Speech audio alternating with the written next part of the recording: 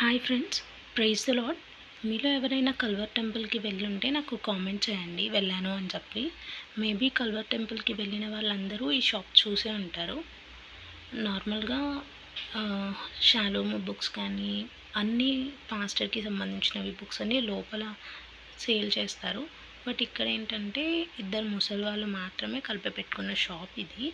మీరు ఏదన్నా కొనుక్కోవాలి అనుకుంటే ఇక్కడ కొన్నారనుకోండి, వాళ్ళకి కొంచెం బెనిఫిట్ ఇచ్చినట్టు అవుతారు. షాలేము లోపల ఎవరైనా కొంటారు. షాలేము హాల్ ఉంది అక్కడ. నేను ఆ హాల్ వీడియో కూడా పెడతాను.